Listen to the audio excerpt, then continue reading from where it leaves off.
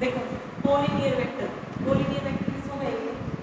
To और more vectors are said to be collinear vectors if they have the same line of support, है ना। Same line of support का क्या मतलब रहेगा बेटा? लाइन सपोर्ट मैंने क्या बताया था कि कोई भी एक स्ट्रेट लाइन ना हो, ठीक है। इस स्ट्रेट लाइन को मान लिया मैंने एल से प्रेजेंट कर दिया, फिर इस स्ट्रेट लाइन के कोई भी दो पॉइंट लिए, एक इनिशियल पॉइंट और एक टर्मिनल पॉइंट कह रहे हैं इसको। इन दोनों पॉइंट के यहाँ से ए से बी तक ये जो पोर्शन है इसको हम क्या कहते थे? डायरेक्टेड लाइन सेगमेंट ये बोलते थे। तो इस directed line segment A B के लिए ये जो वेक्टर है ना ए बी, इसके लिए सपोर्ट कौन बनता था? जो ये स्ट्रेट लाइन थी लिमिटेड लाइन थी एल, एल था ना इसका सपोर्ट, एल था। तो अब कोलिनियर वेक्टर्स की डेफिनेशन में ये क्या कह रहे हैं? टू और more vectors are said to be collinear vectors if they have the same line of support.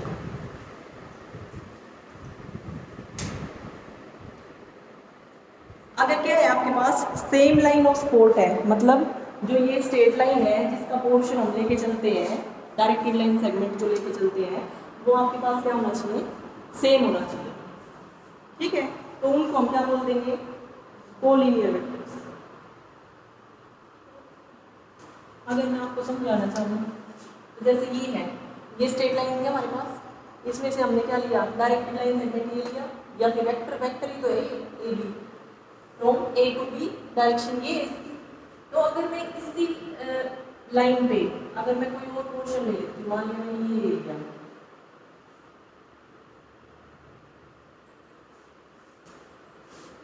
ठीक है। तो ये जो वेक्टर होगा ये ऐसे ही लिखेंगे हम इसको, है ना। जो इस स्ट्रेट लाइन पे जो डायरेक्टेड लाइन सेगमेंट हुआ आपका from C to D, direction ये रहेगी। तो जो ये वेक्टर है और ये वेक्टर है, ये दोनों वेक्टर कैसे होंगे? Collinear vector. क्यों होंगे कोलिनियर वेक्टर? क्योंकि जो लाइन ऑफ सपोर्ट है, इसका लाइन ऑफ सपोर्ट क्या है? एल, और इसका भी लाइन ऑफ सपोर्ट क्या है? एल। दोनों का लाइन ऑफ सपोर्ट सेम है, सेम है, तो क्या हो जाएंगे दोनों वेक्टर? कोलिनियर वेक्टर, ठीक है। आप ऐसे भी ले सकते थे, एक ये ले लिया और आपने लिया ए सी वेक्टर, एक ये ले लिया, ठीक है, ए से सी तक। ये जो डायरेक्टेड लाइन सेगमेंट है ये भी क्या है? इनके साथ कोलिनियर है। क्यों है कोलिनियर? क्योंकि सेम लाइन ऑफ सपोर्ट है एल, ठीक है। मतलब इस स्ट्रेट लाइन पे कोई भी एक मैंने स्ट्रेट लाइन ली, L1 बोल दिया, यहाँ पे आप जो भी वेक्टर लोगे जिनका की सपोर्ट सेम रहेगा, सेम लाइन ऑफ सपोर्ट, वो सारे के सारे वेक्टर्स क्या हो जाएंगे? Collinear vectors. डेफिनेशन आ गई समझ? उसके बाद है को, अच्छा 3 पॉइंट्स हैं ए बी सी। अगर तीनों कोलिनियर है, 3 पॉइंट है ए बी सी, तीनों कोलिनियर है आपके पास। इफ कब होते हैं कोलिनियर? जब आपके पास क्या आ जाए? A B is equal to M times, क्या आ जाए आपके पास बच्चों? A B is equal to M times B C, जहां पर एम क्या है आपके पास? कोई भी स्केलर, जो स्मॉल एम है ना, ये कोई भी स्केलर। तो ए बी सी तीनों के तीनों पॉइंट क्या होंगे आपके? कोलिनियर। नेक्स्ट डेफिनेशन है coplanar vectors. Vectors are said to be coplanar when they lie in the same plane और parallel to the same plane, ठीक है। डेफिनेशन से ही क्लियर है। जैसे जैसे हमने कल पढ़ा था कोइनिशियल, है ना, कोइनिशियल वेक्टर पढ़े थे। कोइनिशियल मतलब जिनका इनिशियल पॉइंट सेम हो जिन वेक्टर्स का, वो होते थे कोइनिशियल वेक्टर। यहाँ पे डेफिनेशन क्या आ गई? Coplanar vectors. कोप्लेनर वेक्टर्स किनको कहेंगे? Vectors are said to be coplanar when they lie in the same plane. अगर वो सेम प्लेन में लाई कर रहे हैं ना, तो उसको बोल देंगे कोप्लेनर वेक्टर, या फिर हम कह सकते हैं कि parallel to the same plane. उसके बाद डेफिनेशन है बच्चों localised vector. A vector having a fixed initial point is called localised vector, ठीक है। अगर इनिशियल पॉइंट को हम फिक्स कर देंगे ना, एक वेक्टर है जिसका कि इनिशियल पॉइंट हमने फिक्स कर दिया, उसको क्या बोल देंगे हम? Localised vector. एग्जाम्पल भी दे रखा है, आप देख लेना एक बार। उसके बाद डेफिनेशन आती है फ्री वेक्टर। फ्री वेक्टर क्या होता है? Vectors whose initial points are not fixed. वो वेक्टर्स जिसका इनिशियल पॉइंट फिक्स नहीं है उनको फ्री वेक्टर बोल देंगे। ठीक है, नेगेटिव ऑफ ए वेक्टर देख लेना एक बार, रीड कर लेना। ठीक है, उसके बाद आता है addition of vectors. Addition of vectors में दो रिजल्ट्स हैं आपके पास। फर्स्ट है ट्रायंगल लॉ ऑफ एडिशन और सेकंड है parallelogram law of addition. Triangle law of addition क्या होता है बेटा? देखो, ट्रायंगल लॉ ऑफ एडिशन होता है आपके पास,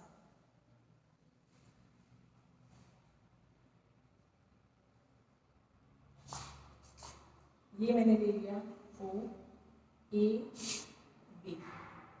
ठीक है, ये जो वेक्टर है इसको रिप्रेजेंट कर दिया A से, इसको रिप्रेजेंट कर दिया B से, और ये जो है इसको O भी लिख दो या फिर C लिखना चाहो तो C लिख दो।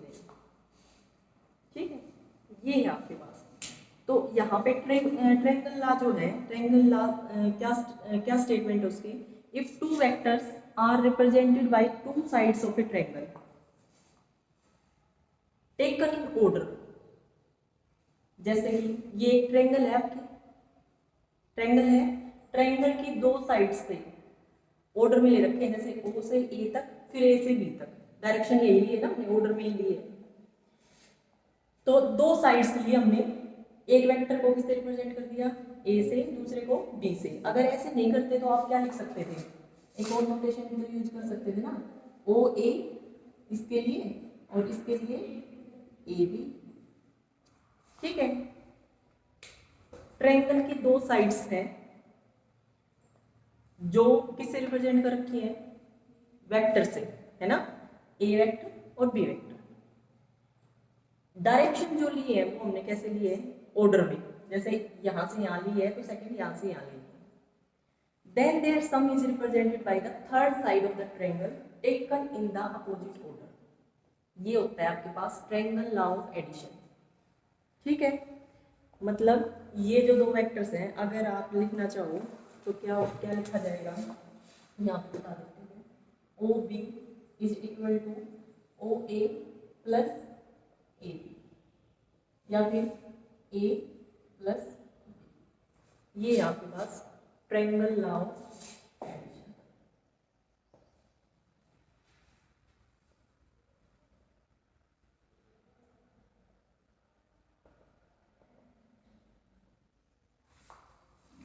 देखिए फिर से बता देती हूँ, ट्रायंगल लॉ ऑफ एडिशन के अकॉर्डिंग क्या होता है बेटा? क्या स्टेटमेंट होती है कि अगर आपके पास एक ट्रायंगल है जिसकी दो साइड्स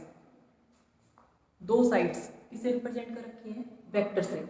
एक A वेक्टर ले लिया, दूसरा B वेक्टर ले लिया। ठीक है, लेकिन जो डायरेक्शन लेनी है वो ऑर्डर में, मतलब ये डायरेक्शन है तो दूसरी ये वाली डायरेक्शन है। अब अगर मैं ऑर्डर की बात करती तो जो ये इसकी डायरेक्शन आनी चाहिए थी, ये आनी चाहिए थी, है ना। तो अगर आप इन दोनों वेक्टर्स का सम करोगे तो वो सम किसके इक्वल आ जाएगा? जो थर्ड साइड रहेगी ना उसके इक्वल आएगा, बट डायरेक्शन क्या रहेगी? अपोजिट, मतलब ये ना होके ये डायरेक्शन। या फिर सिंपल लैंग्वेज में अगर आप याद रखना चाहो तो क्या कर सकते हो? OA plus AB plus BO is equal to 0 vector है। ठीक है, एक चीज का ध्यान रखना, देखो OA का क्या मतलब है बेटा? कल बताया था, डायरेक्ट लाइन सेगमेंट जिसका इनिशियल पॉइंट O है और टर्मिनल पॉइंट A है, और डायरेक्शन आपको पता ही है फ्रॉम O टू A। तो ये डायरेक्शन हो गई O टू A, ट्रायंगल की एक साइड है ये। फिर प्लस AB से आप क्या समझते हो? डायरेक्ट लाइन सेगमेंट या फिर वेक्टर। कौन सा vector? From A to B, direction ये है, ये ट्रायंगल की दूसरी साइड है। फिर प्लस BO से क्या समझोगे आप? जो वेक्टर है कहां से कहां तक? From B to O, direction ये है, ये वाली, है ना। तो अगर आप तीनों का सम करोगे तो वो 0 वेक्टर के इक्वल आना चाहिए। ये होता है ट्रायंगल लॉ ऑफ एडिशन। ठीक है, यहीं से ये रिजल्ट निकला बेटा। देखो इसको क्या लिख सकते हैं हम, O A plus A B is equal to, अगर मैं इसको इधर लेके जाऊँ राइट साइड में तो क्या आ जाएगा आपके पास, माइनस यही आएगा। अब माइनस बी ओ किसके इक्वल होगा, ओ बी, डायरेक्शन ही तो चेंज होगी ना, तो यहाँ पे क्या आ जाएगा आपके पास, ओ बी, यही तो था। ठीक है, तो ये होता है आपके पास ट्रायंगल लॉ ऑफ एडिशन। उसके बाद आता है पैरेललोग्राम लॉ ऑफ एडिशन।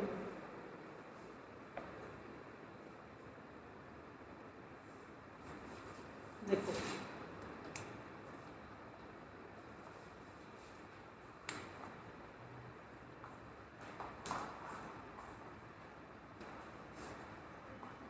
देखो ट्रायंगल लॉ ऑफ एडिशन में तो क्या लेना है आपको, दो साइड ली जो कि ऑर्डर में है ए प्लस बी, उनका सम करोगे ना तो वो किसके इक्वल आ जाएगा, थर्ड साइड के, बट ऑर्डर क्या लेना है आपको, अपोजिट, जैसे बी ओ मान लेंगे ओ बी। या फिर ऐसे याद नहीं हो रहा आपको तो क्या करो, तीनों को ऑर्डर में ले लो और तीनों का सम जीरो वेक्टर के इक्वल आ जाएगा, वहां से भी आप वैल्यू निकाल सकते। ठीक है, एज ए रिजल्ट यूज होगा बेटा आप देखिए, दो नंबर में स्टेटमेंट आ सकती है बस।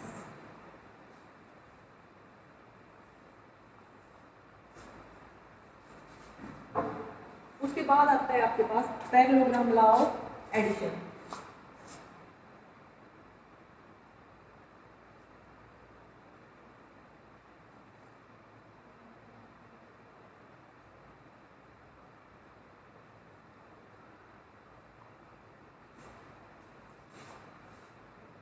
ठीक है, एक बार मैं फिगर बना देती हूँ, उसके बाद एक्सप्लेन करती हूँ।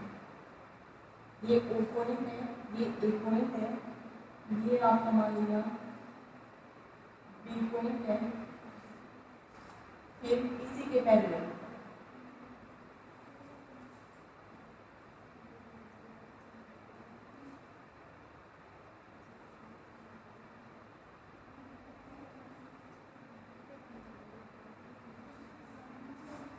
ये आपके पास ये सी, ये डायगोनल हो गया,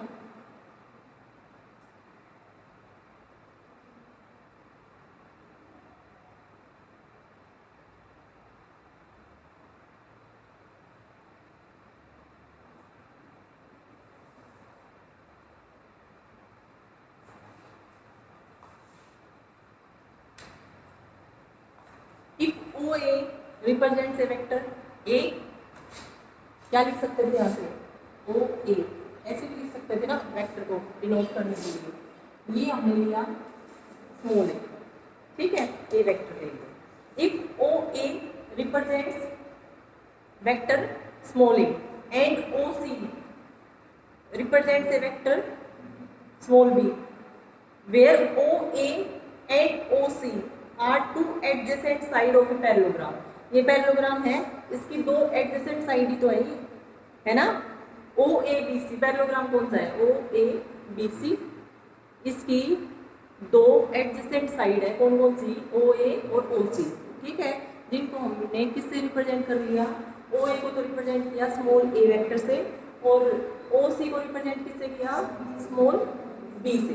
ठीक है, उसके बाद है बेटा having a common initial point O, इन दोनों साइड्स का जो इनिशियल पॉइंट है, इसका भी इनिशियल पॉइंट ओ है, ओ ए वेक्टर का तो ओ ही है ना इनिशियल पॉइंट, और ओ सी वेक्टर इसका भी क्या है इनिशियल पॉइंट ओ, तो दोनों साइड जो दोनों एडजेसेंट साइड है पैरेललोग्राम की, उनका जो इनिशियल पॉइंट है वो तो दोनों का कॉमन ही है ओ। ठीक है, then their sum a plus b is defined as a vector represented in magnitude and direction by the diagonal OB। तो ये जो होगा ना OB, ये किसके इक्वल आ जाएगा, a प्लस b के। ये होता है आपके पास पैरेललोग्राम लॉ ऑफ एडिशन। क्यों हुआ ये बेटा, कोई बच्चा बताएगा। देखो ये हमारे पास है b, ठीक है, तो ये भी क्या हो जाएगा b, क्योंकि डायरेक्शन क्या है, सेम है डायरेक्शन, और ये और ये लेंथ जो है इनकी वो भी सेम है, तो ये आ गया हमारे पास बी। अब मैं सिर्फ ट्रायंगल लिखती हूँ आपके पास, कौन सी, ये ओ ए बी, ठीक है। इसको किससे रिप्रेजेंट किया, स्मॉल ए वेक्टर से, इसको स्मॉल बी से। तो अब एक बात बताओ बेटा, अभी हमने ट्रायंगल लॉ ऑफ एडिशन किया है, ट्रायंगल लॉ ऑफ एडिशन के अकॉर्डिंग क्या होता था हमारे पास, अगर किसी ट्रायंगल की आप दो साइड लेते हो, है ना, उनका सम करते हो, एक को हमने ए वेक्टर से रिप्रेजेंट कर दिया, दूसरी को हमने बी वेक्टर से रिप्रेजेंट कर दिया, तो जब आप दोनों का सम करोगे ना वो किसके इक्वल आएगा, थर्ड साइड के। बट ऑर्डर क्या होगा, अपोजिट। अपोजिट मतलब इसका ये ऑर्डर है, इसका ये ऑर्डर है, ऐसे है ना ऑर्डर, ऐसे ही है ना, तो इसका ऑर्डर क्या आएगा, ये आना चाहिए था, है ना। तो ए, ये जो ओ बी, ए प्लस बी, इन दोनों का सम किसके इक्वल आ जाएगा, थर्ड साइड के इक्वल। बट ऑर्डर क्या होगा, अपोजिट, तो ऑर्डर ये ना लेके अपोजिट ऑर्डर ले लो, क्या आ गया, ठीक है।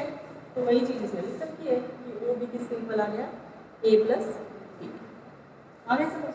तो ये होता है आपके पास पैरेललोग्राम लॉ ऑफ एडिशन। मतलब आपको है ना, देखो ये तो मैंने आपको बता दिया कि किस तरह से ये आया है, आपकी बुक में सिर्फ स्टेटमेंट दे रखी है, आप सिर्फ एज ए स्टेटमेंट याद रख सकते हो इसको।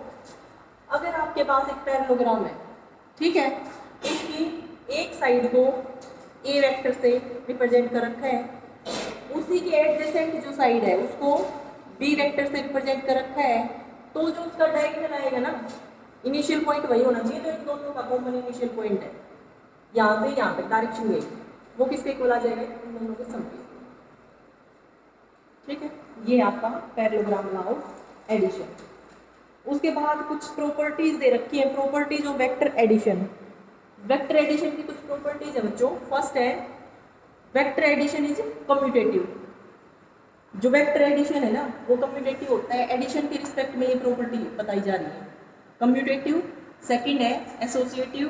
थर्ड है एग्जिस्टेंस ऑफ एडिटिव आइडेंटिटी, और फोर्थ है आपके पास एग्जिस्टेंस ऑफ एडिटिव इनवर्स। देखो कम्यूटेटिविटी से आप क्या समझते हो बेटा, कि अगर दो वेक्टर आपके पास, जो फर्स्ट प्रॉपर्टी है ना कम्यूटेटिविटी,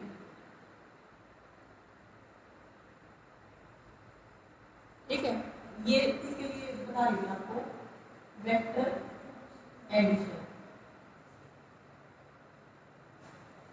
वेक्टर एडिशन फर्स्ट है कम्यूटेटिविटी। जो वेक्टर एडिशन होता है वो कम्यूटेटिव होता है। कम्यूटेटिव क्या होता है बेटा, अगर दो वेक्टर्स है आपके पास, कोई भी दो वेक्टर्स है, किसी बच्चे ने a प्लस बी इसका आंसर निकाल लिया, ठीक है, तो कम्यूटेटिव प्रॉपर्टी ये कहती है कि b प्लस a करोगे ना तो ये दोनों इक्वल रहेंगे, ठीक है। मतलब आप जैसे कि देखो मैट्रिक्स, जैसे हमने अलजेब्रा में पिछले सेम में पढ़ा भी था, है ना, क्या होता था मैट्रिक्स, मैट्रिक्स मल्टीप्लिकेशन में कम्यूटेटिव नहीं होती थी इन जनरल, है ना, मतलब हो भी सकती है बट इन जनरल नहीं होती थी। जैसे अगर एक मैट्रिक्स मैंने ली कोई भी ए बी सी डी, और दूसरी मैट्रिक्स मैंने ली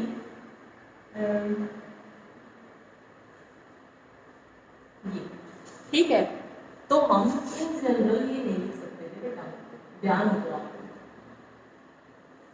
है ना। तो मतलब इस चीज से क्या समझे थे आप, कि मैट्रिक्स जो होती है वो मल्टीप्लिकेशन के रिस्पेक्ट में कम्यूटेटिव नहीं होती, कम्यूटेटिव प्रॉपर्टी को होल्ड नहीं करती, है ना।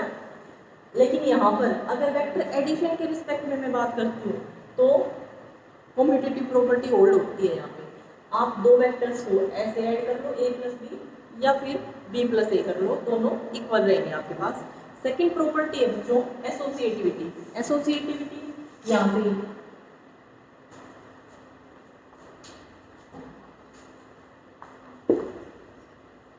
सेकेंड है आपके पास एसोसिएटिविटी।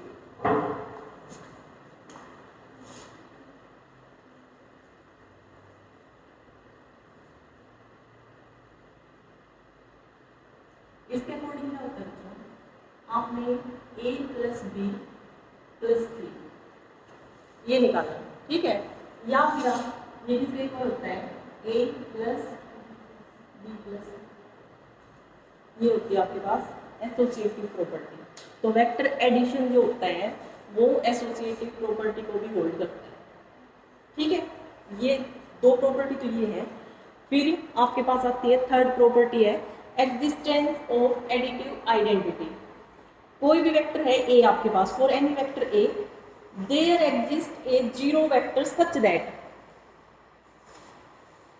किस तरह से एग्जिस्ट करेगा, यहाँ पे है एग्जिस्टेंस ऑफ एडिटिव आइडेंटिटी।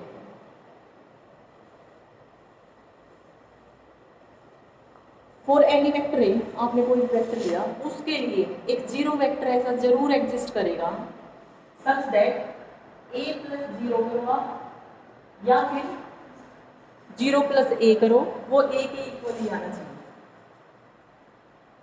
या फिर आप जीरो प्लस ए कर दो, वो आपका ए के इक्वल आना चाहिए, ठीक है।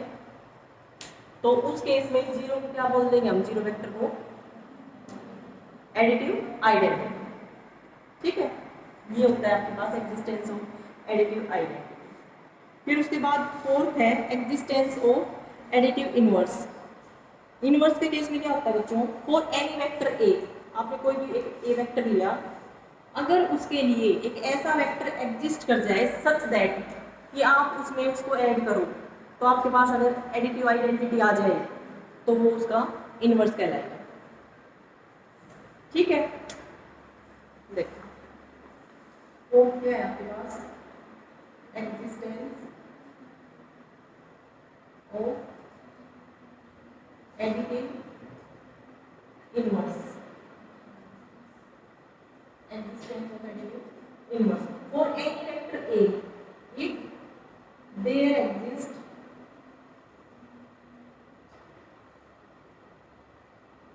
another vector minus A such that A plus minus A, या फिर आप ऐसे बोलो वो किसके इक्वल आना चाहिए, किसके इक्वल आना चाहिए, एडिटिव आइडेंटिटी, यहाँ से आ गया। तो उस केस में हम क्या कहेंगे, ये क्या बन जाएगा, एडिटिव इनवर्स हो जाएगा किसका, ए वेक्टर, ठीक है। तो वेक्टर एडिशन की चारों प्रॉपर्टी होल्ड होती है, कौन कौन सी, कम्यूटेटिविटी, एसोसिएटिविटी, थर्ड है एग्जिस्टेंस ऑफ एडिटिव आइडेंटिटी, और फोर्थ है आपके पास एग्जिस्टेंस ऑफ एडिटिव इनवर्स, ठीक है। उसके बाद आता है difference of vectors. If A and b be two given vectors then their difference a minus b is defined as, उस केस में हम देखो डिफरेंस ऑफ वेक्टर्स, डिफरेंस करते हैं आपके पास डिफरेंस ऑफ वेक्टर्स क्या हो जाएगा, अगर आपको निकालना है a माइनस बी, ए और भी दो वेक्टर्स है कोई भी, ठीक है, आपको निकालना है a माइनस बी, कैसे निकलेगा, a प्लस यही होता है इसका, ठीक है। फिर उसके बाद आता है multiplication of A vector by a scalar. ये कुछ प्रॉपर्टीज है, मेरे ख्याल से रीड कर लोगे आप एक बार, ठीक है, कर लेंगे।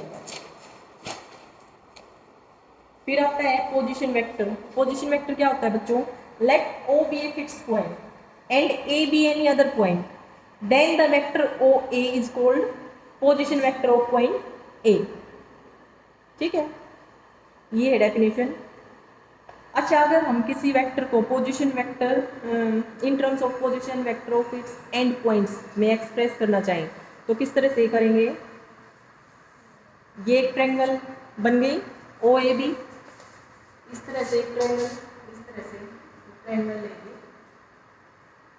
ये आपके पास ये ए पॉइंट, ये बी पॉइंट और ये ओ पॉइंट, ये डायरेक्शन, फिर ये डायरेक्शन और थर्ड इसके अपोजिट, ठीक है। इस तरह से लिया हमने। Let A B the given vector, O क्या है, ओरिजिन है, then by triangle now addition O A plus A B, इसके इक्वल आएगा बच्चों ट्रायंगल लॉ ऑफ एडिशन बेटा अभी तो बताया था ओ ए प्लस ए बी किसके इक्वल आएगा, ओ बी के इक्वल, ये आ गया ओ बी। ठीक है, तो यहाँ से अगर आप ए बी की वैल्यू निकालना चाहते हो, ए बी किसके इक्वल आ जाएगा, ओ बी माइनस ओ।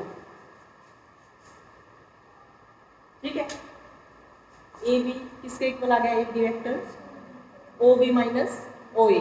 ओ बी क्या होगा, पोजीशन वेक्टर ऑफ बी, और ओ ए क्या होगा, पोजीशन वेक्टर ऑफ ए। जो ऊपर डेफिनेशन लिखी हुई है यही तो है।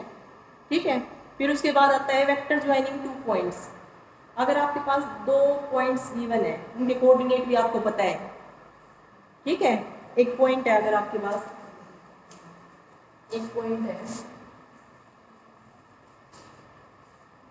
Vector joining two points, if एक पॉइंट है x1 y1 z1 एंड एक बी पॉइंट है बच्चों आपके पास, इसके कोऑर्डिनेट क्या है x2 y2 z2 are any two points. ठीक है, then the vector joining the points a and b किस तरह से डिनोट करेंगे उसको हम, ए बी, यही वेक्टर बनेगा ना, ए और बी को ज्वाइन करने वाला जो वेक्टर आएगा वो यही तो होगा, जिसका इनिशियल पॉइंट ए और terminal point B, direction from A to B. तो वेक्टर को इसी तरह से लिखेंगे हम, ये आ गया ए बी वेक्टर।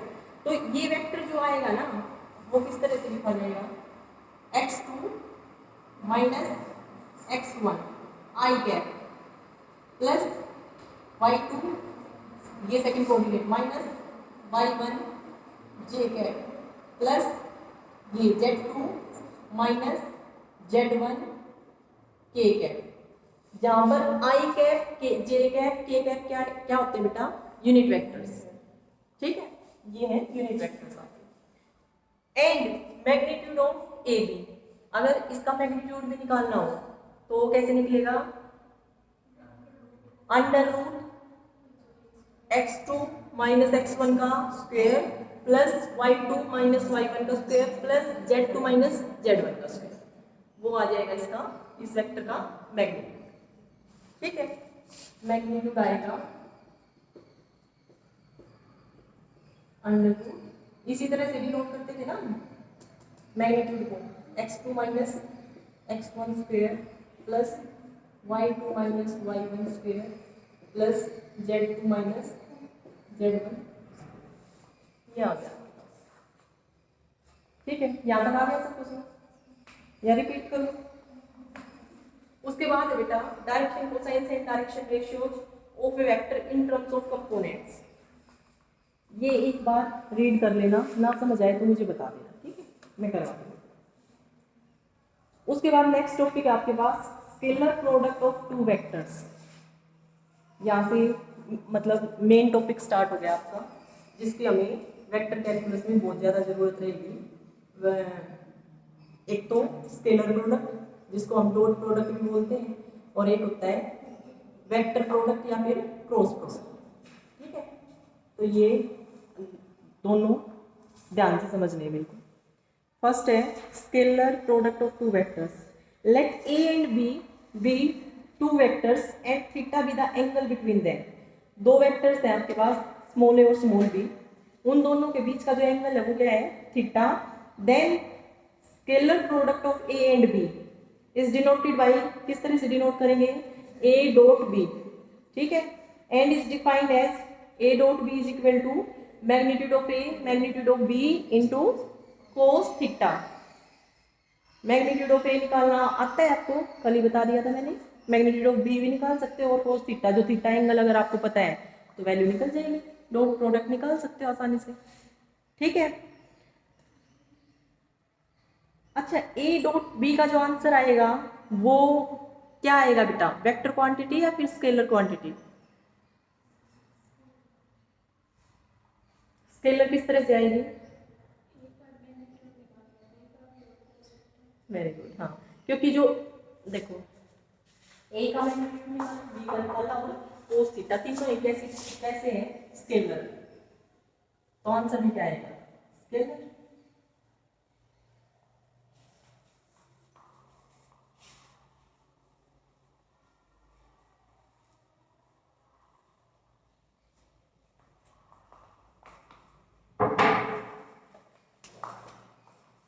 यहाँ से आता है आपके पास स्केलर प्रोडक्ट या फिर डॉट प्रोडक्ट भी बोल देते हैं, स्केलर प्रोडक्ट और वेक्टर्स। यहाँ पर इसमें जो हम पढ़ेंगे ना वो 2 वेक्टर्स की करेंगे, स्केलर प्रोडक्ट और 2 वेक्टर्स। ठीक है, 2 वेक्टर ले लिया हमने, एक ए और एक बी। इन दोनों के बीच का जो एंगल है वो क्या है, थीटा। थीटा क्या है, इन दोनों वेक्टर्स के बीच का जो एंगल है वो, उसको डिनोट कर रहे हैं हम थीटा से। देन अगर मुझे स्केलर प्रोडक्ट निकालनी है इन दोनों वेक्टर्स की, तो a dot B is equal to किसके इक्वल आ जाएगा, magnitude of A magnitude of b और कोस थीटा। ठीक है, अब एक बात देखो, इसका जो आंसर आएगा ए डॉट बी का वो एक स्केलर क्वांटिटी आएगा। क्यों, क्योंकि मैग्नीट्यूड ऑफ ए स्केलर है, मैग्नीट्यूड ऑफ बी एक स्केलर है, और कोस थीटा का जो आंसर आएगा वो भी एक स्केलर है, और तीनों की प्रोडक्ट करोगे वो भी क्या आएगा, स्केलर। ठीक है, अब ए डॉट बी पॉजिटिव रहेगा, नेगेटिव रहेगा या फिर जीरो आएगा, वो किस चीज के ऊपर डिपेंड करेगा, थीटा के ऊपर, है ना। क्यों करेगा, क्योंकि ये जो क्वांटिटी है बेटा magnitude of A magnitude of b, ये तो पॉजिटिव ही आएगा आपके पास आंसर। मैग्नीट्यूड था क्या, डिस्टेंस ही तो था, तो डिस्टेंस तो आपके पास या तो हो सकता है सेम पॉइंट अगर आपने ले लिया तो जीरो आ जाएगा डिस्टेंस, और अगर आपने 2 अलग अलग पॉइंट्स ले लिए तो पॉजिटिव ही आएगा, है ना। तो यहाँ से कि इसका आंसर पॉजिटिव आएगा या नेगेटिव आएगा वो किस पे डिपेंड करेगा, थीटा पे। ठीक है, अगर थीटा हुआ आपके पास क्या, एक्यूट, मतलब 90 से कम, है ना, 90 डिग्री से कम है अगर थीटा की वैल्यू, तो उस केस में ए डॉट बी की क्या वैल्यू आएगी, पॉजिटिव। और अगर आपके पास थीटा हुआ ऑब्ट्यूज एंगल, ऑब्ट्यूज मतलब 90 डिग्री से बड़ा, तो उस केस में ए डॉट बी की क्या वैल्यू आ जाएगी, नेगेटिव। ठीक है, जीरो का अभी मैं नहीं बताऊंगी, जीरो के लिए अलग, क्योंकि जीरो तो तब भी हो सकता है ना जब ये वैल्यू जीरो हो जाए या ये वैल्यू जीरो हो जाए, उस केस में भी तो जीरो हो सकता है। तो जीरो के लिए तो सिर्फ थीटा पे डिपेंड नहीं कर रहा, है ना। तो सिर्फ पॉजिटिव और नेगेटिव अगर मैं बात करूं, ए डॉट बी पॉजिटिव कब आएगा, जब थीटा हमारे पास क्या हो, एक्यूट एंगल हो, और ए डॉट बी नेगेटिव कब आएगा, जब थीटा हमारे पास ऑब्ट्यूज एंगल। क्लियर यहाँ तक। उसके बाद नेक्स्ट आता है a dot b zero is equal to zero. तो क्या पॉसिबिलिटी हो सकती है, ए डॉट बी जीरो अगर है तो कब आया होगा, या तो ए जीरो या बी जीरो या फिर थीटा जीरो, नहीं बेटा, या फिर कोस थीटा जीरो, है ना। और कोस थीटा जीरो कहाँ पे होता है, π/2 पे, 90 पे। तो अगर थीटा की वैल्यू हुई 90 तो भी ये वैल्यू क्या आ जाएगी, जीरो। तो ए डॉट बी जीरो है अगर आपके पास, तो क्या क्या पॉसिबिलिटी हो सकती है, या तो हो सकता है ए वेक्टर जीरो वेक्टर हो आपके पास, या क्या हो सकता है बी वेक्टर जीरो वेक्टर हो आपके पास, या फिर क्या हो सकता है कि जो ये कोस थीटा है ये जीरो, और कोस थीटा जीरो कहाँ पे होता है, जब थीटा आपका 90 डिग्री हो। ठीक है, 90 डिग्री का मतलब क्या समझोगे आप, कि 2 वेक्टर्स अगर है ना आपके पास, तो इस तरह से, अगर इस तरह से है ना, एक ए वेक्टर ये और दूसरा बी वेक्टर, ये ओ पॉइंट है, ये ए पॉइंट है, ये बी पॉइंट है, समझ गए। तो ये इन दोनों वेक्टर्स की डॉट प्रोडक्ट क्या आएगी, magnitude of A magnitude of b और साथ में कोस थीटा। और थीटा क्या होता है, इन दोनों के बीच का एंगल, जो कि क्या है 90, है ना, परपेंडिकुलर है ना दोनों वेक्टर्स, मैंने लिए ऐसे है, तो कोस 90 होता है जीरो, जीरो की मल्टीप्लाइंग से करोगे तो आ जाएगा। ठीक है, तो 3 पॉसिबिलिटी है, अगर ए डॉट बी का आंसर जीरो है आपके पास, तो या तो ए जीरो होगा या बी जीरो होगा या फिर कोस थीटा जीरो होगा, that is theta is equal to 90 degree. ठीक है, तो आपके पास स्केलर प्रोडक्ट जीरो आ सकती है। उसके बाद है, अगर ए जीरो वेक्टर है आपके पास, बी या फिर बी जीरो वेक्टर है, ए और बी में से एक जीरो वेक्टर या नल वेक्टर है आपके पास, then theta is not defined, theta defined नहीं होगा उस केस में, एंड ए डॉट बी इस केस में क्या आ जाएगा, जीरो। ठीक है, फिर नेक्स्ट है रिजल्ट आपके पास, if A and B are two non zero vectors, देखो दोनों नॉन जीरो वेक्टर्स बोल रहे हैं उसमें, ए और बी दोनों के दोनों क्या है, non zero vectors, then A dot B is equal to zero if and only if, क्या पॉसिबिलिटी हो, a and B are perpendicular to each other. देखो इसने बोला था कि ए और बी दोनों के दोनों क्या है, नॉन जीरो वेक्टर्स। अगर ये नॉन जीरो वेक्टर्स हैं, दोनों नॉन जीरो वेक्टर्स हैं, तो अगर आपने ये निकाला मैग्नीट्यूड ऑफ ए, कोई ना कोई वैल्यू आएगी पॉजिटिव, आपने फिर निकाला मैग्नीट्यूड ऑफ बी, ये भी कोई पॉजिटिव वैल्यू आएगी आपके पास, है ना, जीरो तो नहीं हो सकता ना, जीरो तो सिर्फ उस केस में होता जब ये जीरो वेक्टर या नल वेक्टर होते, बट ये तो non zero vector given, non zero vector given है, तो कुछ ना कुछ तो मैग्नीट्यूड आएगा, पॉजिटिव ही आएगा, नेगेटिव हो नहीं सकता, तो ये वैल्यू पॉजिटिव, ये वैल्यू पॉजिटिव। अब मैंने निकाला a dot b, a dot b, और मैं कह रही हूँ ए डॉट बी जीरो है आपके पास, तो क्या पॉसिबिलिटी बची बच्चों, ए डॉट बी तो किसके इक्वल होता है, मैग्नीट्यूड ए मैग्नीट्यूड बी और cos theta is equal to zero. अब ये क्या है आपके पास, पॉजिटिव, ये भी क्या है, पॉजिटिव, है ना, तो इन दोनों की प्रोडक्ट तो जीरो हो नहीं सकती, नहीं हो सकती, दो स्केलर क्वांटिटी है, दो स्केलर नंबर्स हैं, उनकी प्रोडक्ट जीरो, नॉन जीरो की नहीं हो सकती ना, पॉजिटिव की, तो ये दोनों दो की प्रोडक्ट जीरो नहीं हो सकती, तो क्या पॉसिबिलिटी रही होगी, कोस थीटा जीरो, यहाँ से क्या आएगा, कोस थीटा जीरो, और कोस थीटा जीरो कब हो सकता है आपका, जब थीटा क्या हो, पाई बाई टू, और थीटा था क्या, ए और बी के बीच का एंगल, यही तो था। तो अगर दो नॉन जीरो वेक्टर्स की डॉट प्रोडक्ट जीरो आ रही है, तो इसका क्या मतलब होगा कि उन दोनों के बीच का जो एंगल होगा ना, वो पाई बाई टू होगा, परपेंडिकुलर होंगे दोनों वेक्टर्स एक दूसरे के। ठीक है, ये रिजल्ट आ गया है समझ। उसके बाद है, if theta is equal to zero then A dot B is equal to magnitude of A magnitude of b और कोस जीरो, कोस जीरो क्या हो जाएगा, 1। देखो नेक्स्ट रिजल्ट क्या है बच्चों, कि अगर आपके पास थीटा जीरो है, थीटा जीरो कब होगा, अगर एक वेक्टर ये है ए, ठीक है, तो दूसरा वेक्टर भी इसी स्पॉट पे रहा होगा ना, इसी लाइन ऑफ स्पॉट पे रहा होगा दूसरा वेक्टर भी, है ना, मान लिया ये तो है आपका ए वेक्टर, और यहीं पे मैंने ले लिया, ये ले लिया बी वेक्टर, तो इस केस में दोनों के बीच का एंगल क्या बना, बताओ,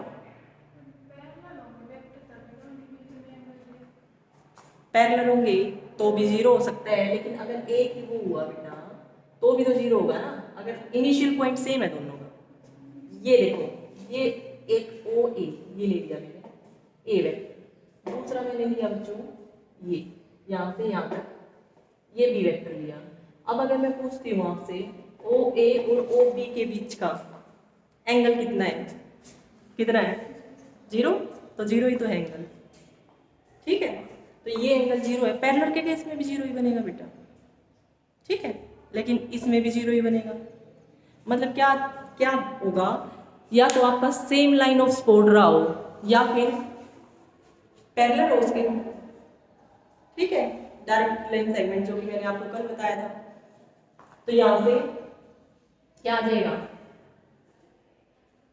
बताओ, थीटा की वैल्यू क्या आ गई, यहाँ से थीटा की वैल्यू आई जीरो, थीटा की वैल्यू आ गई जीरो, तो ए डॉट बी इस केस में क्या बनेगा बेटा, magnitude of A magnitude of b और कोस जीरो, कोस जीरो होता है आपके पास 1, तो ये आंसर आ गया magnitude of A magnitude of b, ठीक है। या फिर अगर आप ए डॉट ए निकालते हो, ए डॉट ए, वो कैसे निकलेगा? यहाँ पे मैंने लिखा क्या आ गया, मैग्नीट्यूड ऑफ ए का स्क्वायर। ठीक है। उसके बाद नेक्स्ट रिजल्ट है आपके पास, एक theta is equal to pi, then A dot B is equal to क्या हो जाएगा, magnitude of A magnitude of B into cos pi. Cos pi की वैल्यू क्या होती है? -1। अगर आपके पास थीटा हो पाई, मतलब एक ये पॉइंट है, ओ ही ले लिया मैंने, ये पॉइंट यहाँ से यहाँ तक ये ए है, ये वेक्टर मैंने लिया ए वेक्टर, ठीक है। और यहाँ से यही पॉइंट है उसका, यहाँ से इधर ये मैंने एक बी पॉइंट लिया, और यहाँ से यहाँ तक जो ये वेक्टर है ये है बी वेक्टर, ठीक है। तो इन दोनों के बीच का एंगल क्या बनेगा बेटा? पाई। पाई अगर एंगल बन रहा है तो ए डॉट बी क्या हो जाएगा? Magnitude of A magnitude of b और फिर कोस पाई। कोस पाई की वैल्यू क्या होती है? -1। उस -1 को मैंने निकाल लिया, ठीक है। तो उस केस में अगर थीटा पाई है तो ए डॉट बी की वैल्यू ये आ जाएगी। मेन तो अगर किसी बच्चे को ये फॉर्मूला याद है स्केलर प्रोडक्ट वाला, दो वेक्टर्स के स्केलर प्रोडक्ट हम कैसे करते हैं, ए डॉट बी, ये तो बाकी तो फिर इसी से निकले हैं रिजल्ट्स। थीटा की वैल्यू अलग अलग पुट कर रहा है, थीटा पाई/2 है तो 0 आ जाएगी, थीटा अगर 0 है तो इसके इक्वल आ जाएगा, थीटा अगर पाई है तो माइनस हो जाएगा इसका, है ना। सारे रिजल्ट्स ये यहीं से तो निकले हैं ना, ठीक है। फिर यहाँ पे उसने बोल दिया कि अगर ए डॉट ए निकालना है आपको, ए डॉट माइनस ए निकालना है, ए नहीं बोला इसने, ए डॉट माइनस ए निकालना है, तो बेटा एक बात बताओ, ये ए वेक्टर है और माइनस ए कहाँ पे होगा? मैग्नीट्यूड तो सेम बट डायरेक्शन अपोजिट, उसी को तो बोल रहा है। तो डायरेक्शन अगर अपोजिट होगी इससे इधर, तो एंगल कितना बन जाएगा? 180, और कोस 180 क्या आ जाएगा? -1। बस आ गया। तो किसके इक्वल हो जाएगा उस केस में? मतलब ए डॉट माइनस ए किसके इक्वल आएगा? इसका square with negative sign. Negative क्यों आया है? क्योंकि कोस पाई आएगा, कोस पाई की वैल्यू -1। आ गया यहाँ तक समझ? नेक्स्ट है angle between two vectors is given by cos theta is equal to A dot B upon magnitude of A और मैग्नीट्यूड ऑफ बी, ठीक है। ये रिजल्ट है नेक्स्ट आपके पास। फिर है if A and B are like vectors. अगर लाइक वेक्टर्स होंगे बेटा, तो लाइक वेक्टर्स किनको बोलते थे हम? जिनकी डायरेक्शन सेम हो, है ना। तो अगर डायरेक्शन सेम है तो थीटा क्या हो जाएगा? 0। थीटा अगर 0 हो गया तो निकाल लोगे आप आके। नेक्स्ट है if A and B are unlike vectors. Unlike vector मतलब अपोजिट डायरेक्शन। अपोजिट डायरेक्शन तो एंगल कितना होगा दोनों वेक्टर्स के बीच का? पाई होगा, तो फॉर्मूले में पुट कर दो, निकाल लोगे आप डॉट प्रोडक्ट। नेक्स्ट है if A and B are orthonormal. Orthonormal बोल दे या फिर परपेंडिकुलर बोल दे, अगर दोनों के दोनों परपेंडिकुलर वेक्टर्स हैं देन थीटा क्या आ जाएगा? π/2। अगर थीटा π/2 है तो उस केस में डॉट प्रोडक्ट क्या आ जाएगी? 0, ठीक है। फिर which is the condition of perpendicularity of two vectors. ये कंडीशन होती है किन्हीं भी दो वेक्टर के परपेंडिकुलर होने की, ठीक है। नेक्स्ट रिजल्ट है if i j k are 3 unit vectors along 3 mutually perpendicular coordinate axis then i dot i किसके इक्वल होगा? 1 के, है ना। क्यों होता है बेटा ये मैं आपको एक बार बता देती हूँ।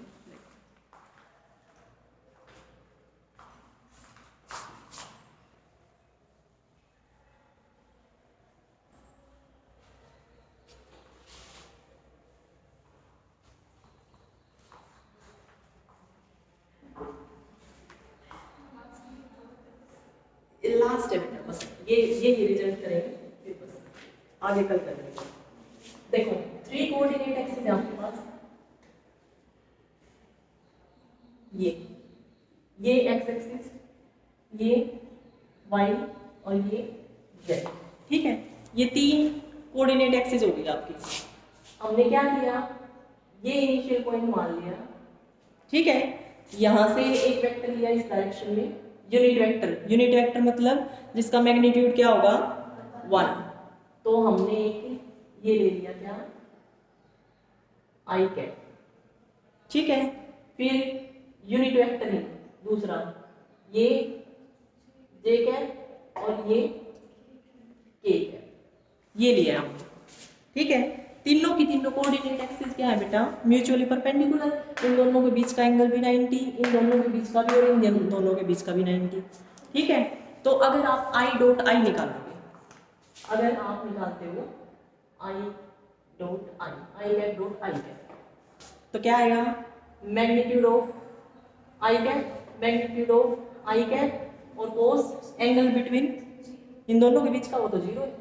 तो यहाँ से मैग्नीट्यूड ऑफ आई कैप 1 क्योंकि यूनिट वेक्टर है, यहाँ पे भी 1 और कोस 0 क्या होगा 1, तो ये आ गया 1। सिमिलरली जे डॉट जे और J cap dot J cap और K cap dot K cap 1 आ जाएगा।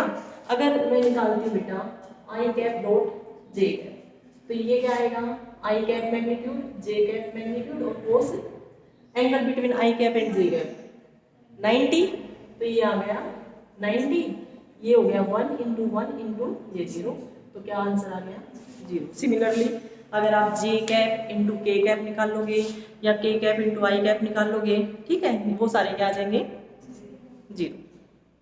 ठीक है, तो सेम यूनिट वेक्टर की सेम यूनिट वेक्टर के साथ अगर आप डॉट प्रोडक्ट करते हो इसमें तो आंसर आएगा 1, और अगर आप आई कैप की जे कैप या के कैप के साथ करते हो डॉट प्रोडक्ट तो आंसर आएगा आपका 0। क्लियर, यहाँ से कर लेना, नेक्स्ट हम कल करेंगे।